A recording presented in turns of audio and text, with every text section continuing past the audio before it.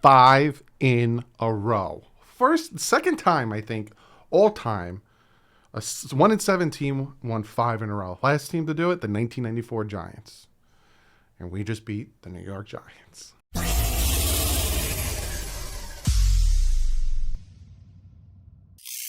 What is up, Finn fans? Wasn't feeling good at the beginning of this game, but towards the end, I started feeling much better. Lots and lots and lots to talk about. First, shout out to the sponsor of the live stream and my pick'ems, mybookie.ag. Be sure to check them out. Literally can bet on anything. They even have table tennis. I kid you not. You can bet on anything, anywhere, anytime. Use the promo code DouglieDoWrong and you get double your first deposit. Go over, check out MyBookie, bet responsibly. So Miami Dolphins winning this one 20-9. 2 touchdowns, 2 field goals. We're going to talk about the field goals. But like usual, we're going to talk about stats. Start with the away team. And we have Mike Glennon, 23 for 44, 187 yards and an interception. Saquon Barkley, 11 carries for 55 yards. Devontae Booker, 6 carries for 36 yards. Now, you look at the 5 yards, 6 yards carry. Dolphins actually were shutting down the run for most of the game. Doing really well there. Then you look at receiving. Evan Ingram, 4 catches, 61 yards. Kenny Golladay, 3 catches, 37. Farrell Cooper, 2 catches, 21. Saquon, 6 for 19. And you see the rest. Then we look at the Miami Dolphins. Tua Tagovailoa only missed 11 passes. Some of them were dropped. Some of them were bad throws. I will talk about that. 30 for 41, 244 yards, and 2 touchdowns. That's not a bad day by Tua. Not a bad day at all. Myles Gaskin, 15 carries, 44 yards, only 2.9 yards a carry.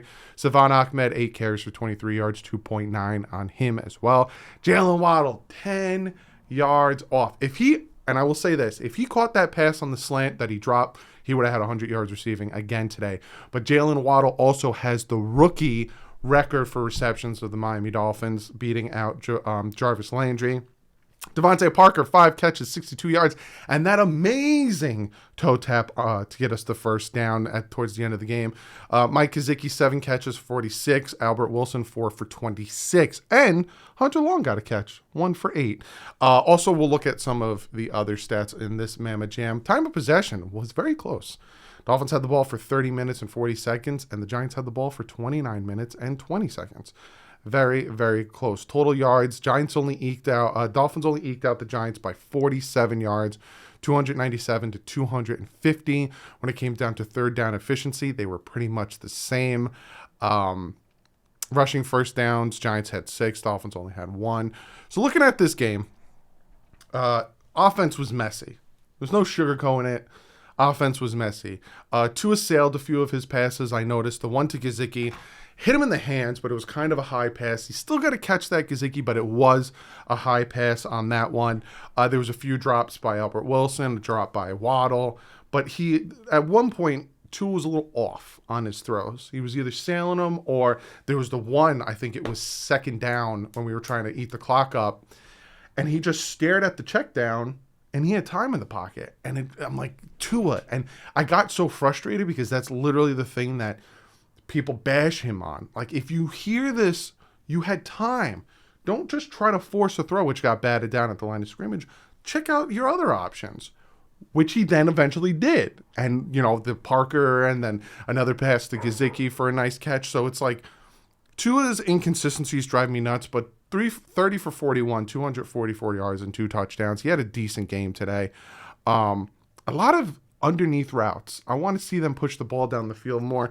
But I will talk about how the offensive line, there was one play, I think the sack that ended up forcing us to punt the ball. We'll talk about it on the film breakdown. But Austin Jackson, my man, literally goes to block. There's no one there. And for some reason, he goes to his left and blocks no one. And then the rusher comes in free and gets the sack.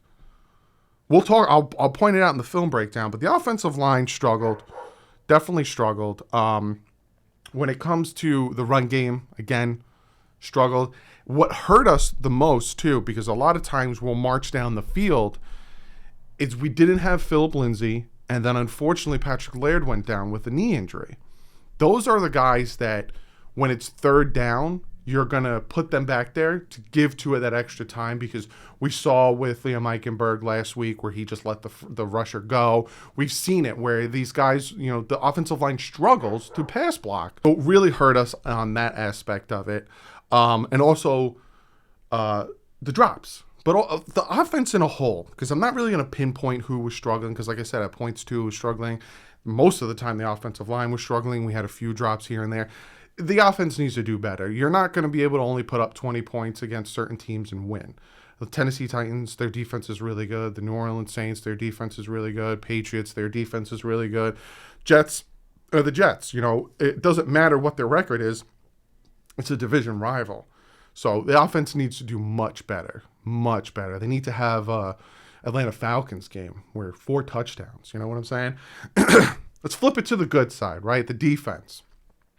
Shut down the Giants. They only scored, 9 points. It sucked that they played a bend not break. They weren't as aggressive as I'd like them to be, especially against an inferior Giants team with Mike Glennon at the quarterback position. A lot of times they were playing soft zone, and a lot of times I was seeing them convert 3rd and longs, and it was driving me nuts. Even though we only given up 9 points and we were really holding them to rushing and just shutting them down, it's like you got to get off the field on those 3rd and longs. And, 3rd and 7, we'd send the zero blitz, they'd rush it for a first down. Drove me nuts. Other than that, Jalen Phillips, 2 sacks. He's sitting there at 8.5 sacks on the season. A lot of people were saying, where's Jalen Phillips? Where's Jalen Phillips? Well, the man has 8.5 sacks. He has more sacks than Ngakoue and more sacks than Bosa. And if he continues this trend, he's going to be double-digit sacks and maybe Defensive Rookie of the Year. Love what I'm seeing from Jalen Phillips. Secondary, again, they were playing zone too much. It was driving me nuts, letting people get open. But they still controlled it, and they still, got the pressure in when they needed to.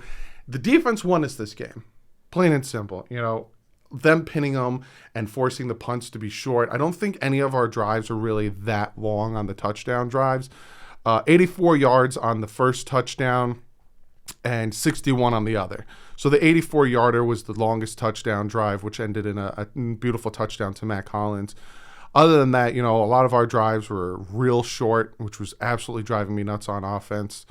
But the defense was doing their thing, shutting it down. Xavier Howard with an interception, snatched that ball right out of the air. So I'm happy going into a bye. I wish we were 7-5. I wish we would have beat the Jaguars. We would have beat the Falcons. Or hell, we beat the Falcons and beat the Raiders. Should have. I'd be way happier being 7-5 in the playoffs going into the bye. But we're at 5-7 after starting 1-7. 6-7. I am so sorry. 6-7. I'm looking at it. They didn't update it. 6-7. I would prefer to be 7-6. Hell, even 8-5. But 5-game winning streak going into the bye. I'm ecstatic. I'm very happy with how we've bounced back. I'm going to look at the playoffs right now. I don't know if it's really updated because the end of the week, still a ton of games going on, but we'll look at the playoffs real quick. We'll look at the Tankathon, and we'll talk about that. So when you look at the Tankathon, the Eagles went from having the 9th overall pick to now they're sitting at 13th. So with the Colts and the Dolphins doing really well, their draft picks are starting to really start to separate. They're sitting at 19, 16, and 13, and the Dolphins right now are sitting at 20th, with the 49ers being 6-5. So hopefully Seattle beats them and does that. And then we'll look at the playoff standings. Looking at the playoff race right now, Miami Dolphins still sitting at 6-7. Like I said, teams still need to play. Cleveland still needs to play. Pittsburgh needs to play. They didn't account for the Chargers win or the Raiders. So we're going to be rooting against the Raiders, rooting against the Broncos, and that'll help us move up right now. But like I said, as of now, sitting 6-7, 5-game winning streak. Just keep playing. Bye next week. Rest up. Jalen Waddle got banged up, had a cramp, rested up. Devontae Parker came in, did well, rested up. Defense, rested up. This is why I liked having the Week 14 bye, because if we did go on a tear, say we won 1 or 2 extra games, right? Because whatever. We still lost a bunch, but we beat the Raiders, beat the Falcons. So we still lost to the Jaguars. We still lost to whatever. And we're sitting here at 8-5. All of a sudden, we get this bye, rest up, and we got a 4-game where just do what you got to do, get in the playoffs, and you're still as fresh than everyone else who they're playing a long season. So it's going to be interesting. Am I expecting playoffs? No. I'm expecting one game at a time. I don't care.